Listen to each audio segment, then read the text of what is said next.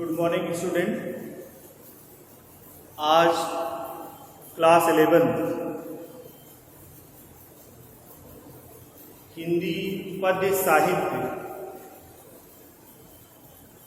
के अंतर्गत मैं जो हिंदी सब्जेक्ट का पद्य खंड है उस पद्य खंड का जो सबसे पहला लेसन है जिसका नाम है साखी, आज हम उसकी व्याख्या लेकर के आप सभी विद्यार्थियों के समक्ष वीडियो के माध्यम से प्रस्तुत है। आप सभी विद्यार्थियों से हमारा रिक्वेस्ट है कि आप इस वीडियो को ध्यानपूर्वक देखेंगे, सुनेंगे और इस लेसन में जो दोहे लिखे गए हैं उसका जो स्पष्टीकरण, जो उसका एक्सप्लेनेशन है, जो उसकी हिंदी व्याख्या है, उसको हम आपके सामने प्रस्तुत करेंगे।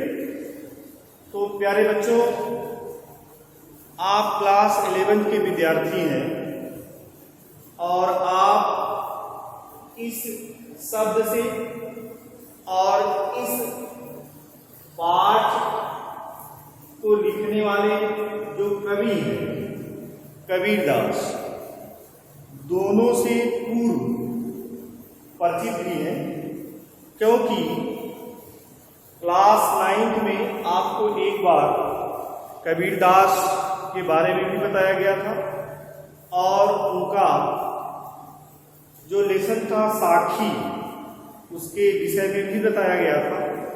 फिर भी क्लास 11 में एक बार पुनः आपको हम कबीरदास का संक्षिप्त परिचय देंगे और साथ ही साथ जो इनका लेसन है साखी, इसका क्या शाब्दिक अर्थ है उसके बारे में भी हम बताएंगे।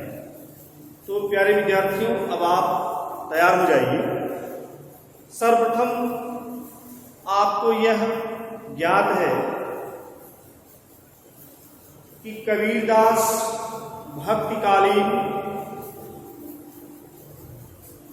निर्गुण धारा के ज्ञान मार्गी संत कवि हैं और एक तरह से माना जाए कि कबीरदास निर्गुण धारा के ब्रह्म ज्ञान के उपदेशक के रूप में हिंदी साहित्य में अपना सर्वोच्च स्थान प्राप्त करते हैं। आप यह भी जानते हैं कि उन्होंने इस समाज में जो व्याप्त कुरीतियां थी, बाह्य आडंबर था, जो तमाम प्रकार की सामाजिक कुरीतियां फैली हुई थी,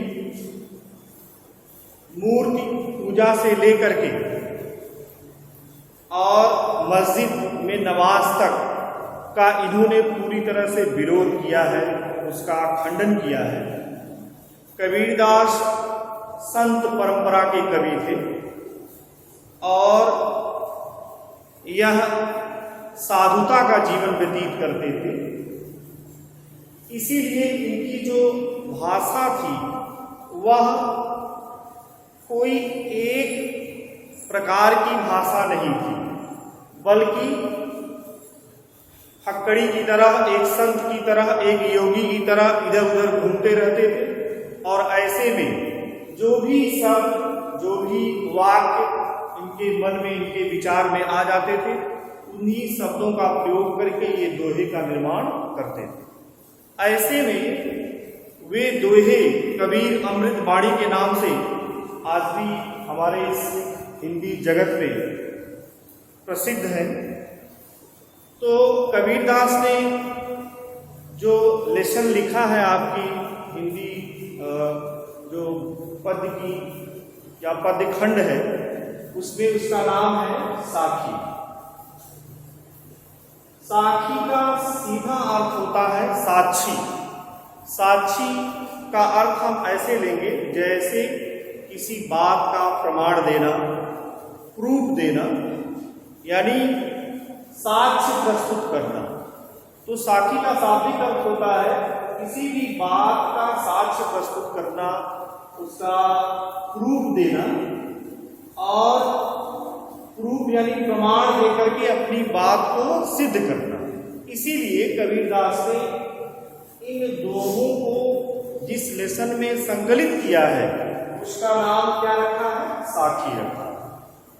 रही बात कबीरदास की अगर हम करें तो निर्गुण ब्रह्म के उपासक थे, संत कवि थे, और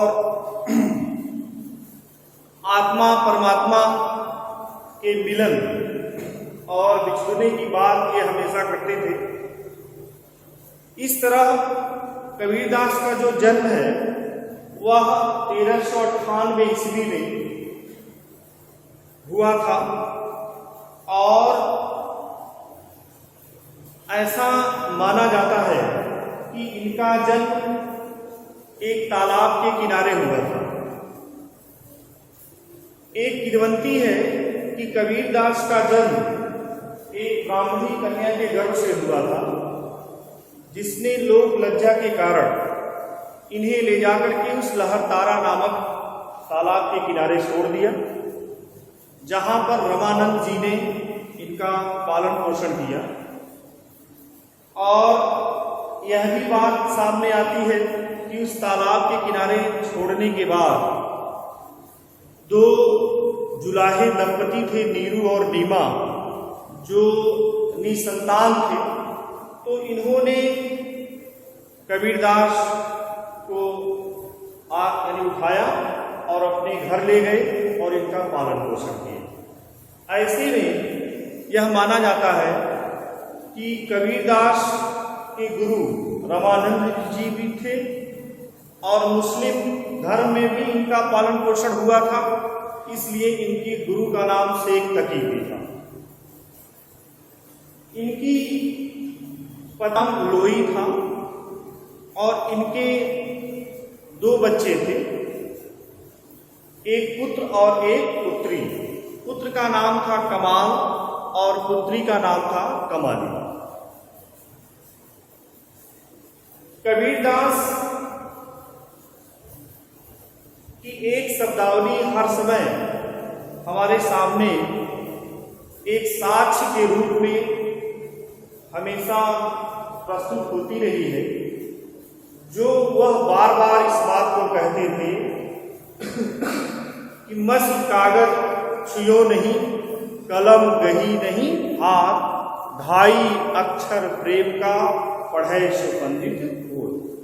तो इनके कहने का मतलब ये है कि पोथी पत्रा ये सब बहुत कुछ पढ़ने की जरूरत नहीं है, क्योंकि इनकी सदुकड़ी भावना थी, साधुता का जीवन था। वह इस सांसारिकता में कभी जीना नहीं चाहते थे, क्योंकि इस संसार को वह मिथ्या मानते थे, झूठ मानते थे। इसलिए ऐसी स्थिति में वह ये कहते थे कि प्रेम की भाषा और प्रेम रूपी शब्द को या प्रेम जैसे व्यवहार को आप जान गए तो आपसे बड़ा ज्ञानी इस संसार में और कोई नहीं। कबीरदास का जो जीवन का अंतिम समय रहा वह मगहर में बीता, और ऐसा माना जाता है कि 1518 ईस्वी में कबीरदास की मृत्यु मगहर में हुई, और इनकी 3 ही रचनाएं सामने हमें मिलती हैं, साखी, सबक और रमैनी। तो प्यारे विद्यार्थियों, कबीरदास का संक्षिप्त जीवन कुछ इस प्रकार रहा। अब आप सीधे आ जाइए जो आपके किताब में पहला लेसन है, और उस लेसन का जो पहला दोहा है उसकी व्याख्या हम आपको देंगे। वैसे तो सामान्य हिंदी पढ़ने वाले जो विद्यार्थी हैं उन्हें जो पेपर में प्रश्नोत्तर दिया जाता है वह जैसे गद्य का गद्यांश लिख दिया जाता है और नीचे कुछ प्रश्न दिए जाते हैं। उन्हीं प्रश्नों के आधार पर आपको उसका आंसर देना होता है। सामान्य हिंदी में पद में भी यही जो है प्रश्नावली की व्यवस्था चलती है, प्रश्नोत्तर की व्यवस्था चलती है कि कोई पद दे दिया जाएगा और उसको अंडरलाइन कर दिया जाएगा और आपको उस पद से संबंधित 5 प्रश्न पूछे जाएंगे। कितने प्रश्न? 5। और सभी प्रश्नों का आंसर आपको देना होगा और जो रेखांकित अंश है उसकी आपको व्याख्या देना होगा। तो आप ही इस बात को जानते हैं, अगर प्रश्नों का उत्तर देना है तो हमें जो दोहा है, जो लाइन है, उस लाइन की पूरी व्याख्या आनी चाहिए। ऐसे में हम आपको जितने दोहे हैं इस लेसन में क्रम से धीरे धीरे आपको हम 2-2, 3-3, 4-4 करके उनकी व्याख्या बताएंगे और आप जब पूरी व्याख्या जान जाएंगे तो फिर जब आपको उस तरह का प्रश्नोत्तर मिलेगा तो आप व्याख्या के आधार पर उन सभी प्रश्नों का उत्तर दे सकेंगे। यही सामान्य हिंदी में जो पद्य से संबंधित प्रश्न आते हैं वह ऐसे ही पूछे जाते हैं। तो आ जाइए, पहला दोहा है, बलिहारी गुरु आपणे दौहारी के बात, जिन मानिस तय देवता करत न लागी बात। तो कबीरदास ने साखी के इस दोहों के माध्यम से गुरु के महत्व का वर्णन किया है, उसकी जो विशेषता की पराकाष्ठा है, जो उसके यानी गुरुत्व का प्रभाव है, जो उसके शिष्य के ऊपर दिखाई देता है, उसका बड़ा ही सुंदर वर्णन इन्होंने यहाँ किया है। अर्थात कबीरदास ने प्रस्तुत दोहों में गुरु की महिमा का वर्णन किया है। तो कबीरदास कह रहे हैं कि बलिहारी गुरु आपणे, यानी यह बलिहारी गुरु आपणे यानी मैं अपने गुरु के चरणों में बार बार समर्पित होना चाहता हूं। अर्थात मैं अपने गुरु के चरणों में अपने आप को न्यौछावर कर देना चाहता हूं, क्योंकि दौहाड़ी के बाद, दौहाड़ी मतलब हाड़ मांस की बनी हुई शरीर, दौहाड़ी के बाद यानी जो हमारी हाड़ मांस की बनी हुई शरीर है, उस शरीर को कह रहे कि जिन मानिस तय देवता, यानी उसे मनुष्य से देवता बनाने में हमारे गुरु को तनिक भी देरी नहीं लगी, अर्थात उन्हें तनिक भी विलंब नहीं हुआ। कबीरदास कह रहे हैं कि मैं अपने गुरु के चरणों में अपना सब कुछ समर्पित कर देना चाहता हूं, क्योंकि हमारी हाड़ मांस की बनी हुई जो शरीर है, उस शरीर को और हमारे इस मनुष्यत्व रूपी जीवन को सुंदर बनाने में, अर्थात हमारे हमें इस मनुष्यत्व रूपी जीवन से देवता बनाने में उन्हें तनिक भी देरी नहीं लगी, उन्हें तनिक भी समय नहीं लगा। इस आधार पर मैं अपनी इस हाड़ मांस की बनी हुई शरीर को अपने गुरु के चरणों में समर्पित कर देना चाहता हूं। अर्थात मैं अपने गुरु के चरणों में अपना सब कुछ न्यौछावर कर देना चाहता हूं, क्योंकि उन्होंने मुझे मनुष्य से देवता बनाने में तनिक भी देरी नहीं किया। दूसरा है, सतगुरु की महिमा अनंत है, अनंत या उदार, लोचन अनंत उघाड़िया, अनंत दिखावड़ हार। कबीरदास कह रहे हैं कि हमारे गुरु की महिमा असीमित है, अतुलनीय है, हमारे गुरु की महिमा की तुलना किसी भी दूसरे व्यक्ति के द्वारा कभी की नहीं जा सकती, क्योंकि हमारे गुरु की जो महिमा है वो अतुलनीय है और उस महिमा का हमारे द्वारा कभी भी वर्णन भी नहीं किया जा सकता है। अनंत किया उपकार, हमारे गुरु ने हमारे लिए अनगिनत उपकार किए हैं, हमारी असंख्य भलाई किया है। उस भलाई का भी हमारे शब्दों के द्वारा कभी वर्णन किया नहीं जा सकता। करे कि लोचन अनंत कुहाड़ी, उन्होंने हमारी आंखों में ज्ञान की ऐसी दिव्य दृष्टि प्रदान किया, हमें ऐसा ज्ञान का प्रकाश दिया कि आज हम अपनी उन आंखों के द्वारा संसार को पूरी तरह देख सकते हैं, संसार की अच्छाई और बुराई को समझ सकते हैं। अर्थात गुरु के द्वारा दी गई दिव्य दृष्टि के द्वारा ही आज संपूर्ण संसार हमें दिखाई देता दे रहा है। कबीरदास कह रहे हैं कि हमारे गुरु की महिमा असीमित है, अतुलनीय है, अवर्णनीय है। हमारे गुरु की महिमा की तुलना और किसी से कभी नहीं की जा सकती, क्योंकि उन्होंने